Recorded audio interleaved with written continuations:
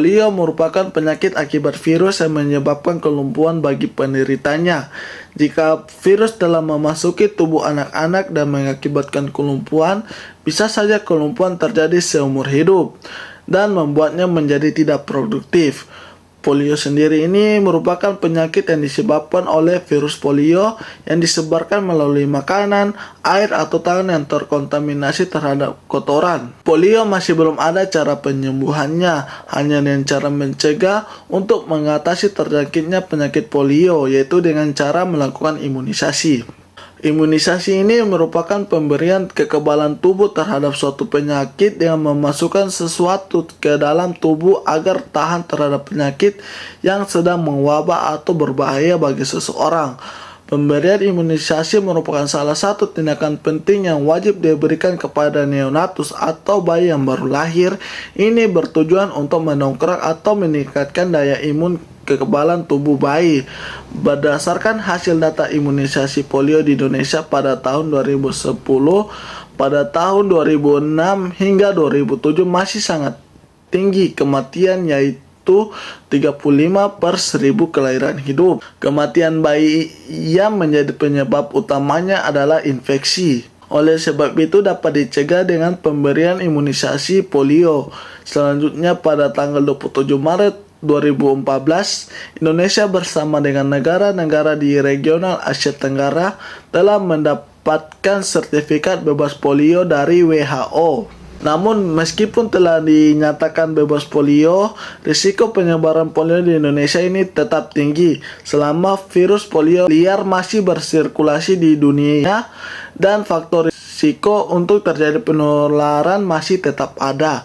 Oleh karena kekebalan masyarakat yang belum optimal yang disebabkan karena terdapatnya daerah-daerah dengan cakupan imunisasi polio rutin yang rendah selama beberapa tahun.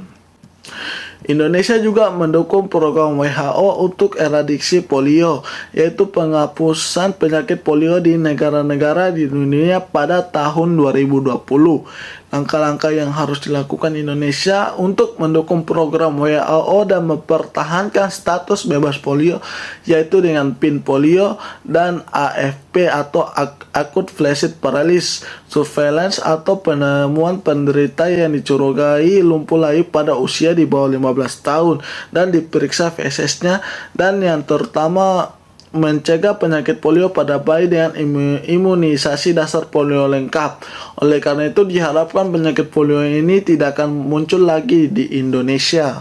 Ada 6 materi terkait penyakit polio yang akan kami bahas dalam video ini. Yang pertama, gambaran epidemiologi dari penyakit polio. Yang kedua, definisi penyakit polio. Yang ketiga, etiologi dari penyakit polio. Yang keempat, patogenesis penyakit polio. Yang kelima, mekanisme penularan penyakit polio. Dan yang terakhir adalah pencegahan serta penanggulangan penyakit polio. Virus polio telah tersebar di seluruh dunia dan banyak menyerang bayi dan anak-anak. Kebanyakan virus ini menyebar di negara endemis.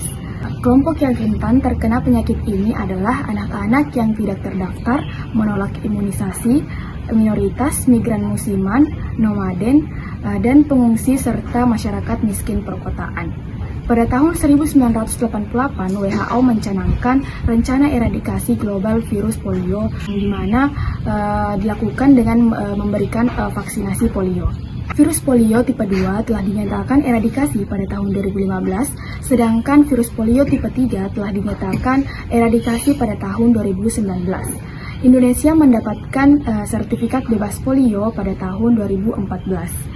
Negara endemik virus polio tipe 1 adalah Pakistan dan Afghanistan, sedangkan 15 negara yang masih melaporkan kasus polio tipe 2 per 15 November 2022, yaitu Yaman, Kongo, Nigeria, Central African Republic, Ghana, Somalia, Niger, Chad, USA, Algeria, Mozambik, Eritrea, Togo, dan Ukraina. Polio atau poliomyelitis merupakan salah satu penyakit menular yang disebabkan oleh virus polio. Penyakit ini ditularkan melalui air dan makanan yang terkontaminasi atau bisa juga ditularkan melalui kontak langsung dengan penderita polio. Virus polio ini mempunyai afinitas khusus pada sel-sel korno anterior medula spinalis dan inti saraf motor tertentu pada bagian otak. Sel-sel saraf yang terkena kemudian akan mengalami nekrosis dan otot-otot yang disuplainya akan menjadi paralisis.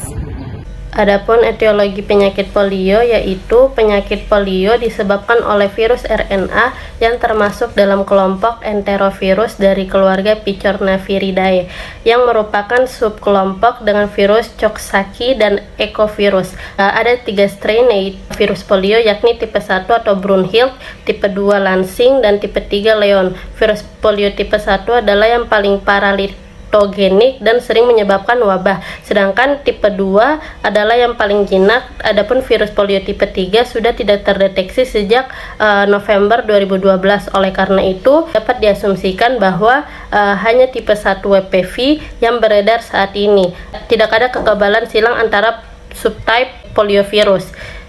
Poliovirus ini juga dominan di sel tanduk anterior, sumsum tulang belakang, bagian kore motorik, brainstem atau batang otak, dan bagian motorik korteks cerebral, sehingga berakibat pada kelumpuhan dan atrofi otot. Poliovirus ini dapat bertahan hidup selama beberapa bulan pada suhu kamar, tahan dengan alkohol 70%, ether, dan dapat mati jika terkena klorin, formaldehid, serta suhu di atas 50 derajat Celcius, serta paparan sinar UV.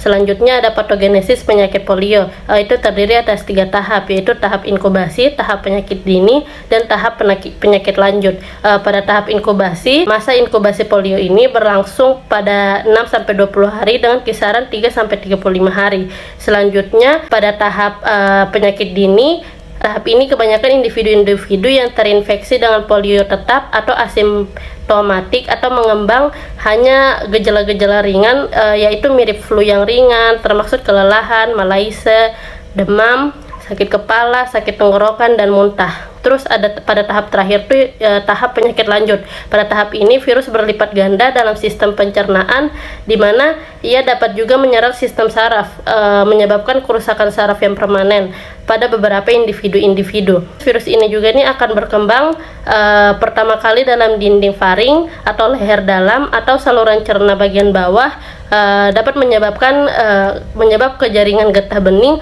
lokal atau regional dan menyebar masuk dalam aliran darah sebelum menembus dan berkembang baik di jaringan saraf. Adapun penularan dari penyakit polio ini, virusnya itu ditularkan melalui infeksi droplet dari ovaring penderita melalui kotoran penderita yang terinfeksi. Virus ini juga tahan terhadap alkohol dan lisol, yang dimana polio ini dapat bertahan pada cuaca dingin dan bisa terjadi selama bertahun-tahun. Dan jika seorang anak yang terkena virus polio, maka virus tersebut itu bisa masuk ke dalam tubuh dan juga berkembang biak di usus. Kemudian virus tersebut masuk melalui tinja, yang dimana dia cepat menyebar ke seluruh masyarakat, terutama pada fasilitas kesehatan dan juga sanitasi lingkungan. Adapun virus polio ini dapat menular ketika makanan dan minuman itu bisa terkontaminasi oleh tinja. Nah, selanjutnya adalah pencegahan dan penanggulangan polio, yang dimana pencegahannya dapat berupa pencegahan primer, sekunder, dan juga tersier. Adapun pencegahan primernya yaitu berupa pemberian edukasi dan promosi kesehatan mengenai polio, melakukan surveillance LVP, dan mengadakan imunisasi polio reguler di masyarakat. Nah, adapun pencegahan sekundernya yaitu berupa melakukan isolasi di rumah sakit bagi penderita polio, melakukan pengobatan spesifik, melakukan disinfeksi terhadap discharge tenggorokan, dan masyarakat itu membutuhkan pengetahuan maupun keterampilan dalam pencegahan polio. Nah, pada pencegahan tersiernya itu bisa berupa melakukan fisioterapi dengan memulihkan fungsi tubuh akibat kelumpuhan yang dirasakan oleh penyakit polio ini. Upaya penanggulangan yang dapat dilakukan yaitu berupa pemberian vaksin polio, yang dimana jenis vaksin polio ini ada 4, yaitu yang pertama adalah vaksin vaksin oral polio vaksin atau UPV. Yang kedua adalah monovalen oral polio vaksin. Yang ketiga adalah bivalen oral polio vaksin, dan yang terakhir yaitu activate polio vaksin. Jadi, kesimpulan yang dapat kita tarik dari pembahasan terkait penyakit polio ini adalah polio merupakan salah satu penyakit menular yang disebabkan oleh virus polio yang termasuk dalam kelompok enterovirus dari keluarga Picornaviridae. Virus ini umumnya berada di sel tanduk anterior sumsum tulang belakang, batang otak, dan bagian motorik korteks cerebral sehingga dapat berakibat pada kelumpuhan dan atrofi otak bagi penderitanya. Patogenesis dari penyakit ini diawali dengan tahap inkubasi yang berlangsung selama 6-20 hari yang berkisar antara 3-35 hari. Adapun tahap penyakit dini ini ditandai dengan adanya gejala yang muncul, yaitu gejala yang mirip dengan flu ringan, dan tahap penyakit lanjut ditandai dengan kerusakan saraf yang permanen. Adapun penularan virus ini dapat melalui infeksi droplet dari orofaring atau melalui kotoran penderita yang terinfeksi atau biasa yang disebut dengan fekal oral. Risiko penularan penyakit ini akan semakin tinggi apabila fasilitas kebersihan dan sanitasi yang digunakan itu buruk. Selain itu, virus ini juga dapat menular ketika makanan atau minuman terkontaminasi oleh tinja yang mengandung virus polio. Virus polio sendiri telah tersebar di seluruh dunia dan banyak menyerang bayi dan anak-anak. Kelompok yang rentan terkena penyakit ini adalah anak-anak yang tidak terdaftar di jaminan kesehatan, menolak imunisasi, minoritas, migran musiman, nomaden, dan pengungsi, serta masyarakat perkotaan yang miskin. Pencegahan yang dapat dilakukan untuk mengurangi penyakit ini adalah dengan memberikan edukasi dan promosi kesehatan terkait penyakit polio, melakukan surveillance AFP, hingga melakukan fisioterapi untuk memulihkan fungsi tubuh akibat kelumpuhan. Adapun penanggulangan penyakit ini dapat dilakukan dengan pemberian vaksin polio. Jadi, kami sebagai penyusun makalah ini menyarankan kepada pembaca untuk bisa memahami bahaya yang dapat disebabkan oleh paparan virus polio serta pentingnya pencegahan dan penanggulangan penyakit ini. Dikarenakan masih belum adanya obat untuk menyembuhkan polio, maka pencegahan serta penanggulangan dengan pemberian imunisasi merupakan salah satu langkah yang dapat dilakukan untuk memberikan kekebalan kepada penderita agar dapat terlindungi dari kelumpuhan dan kematian.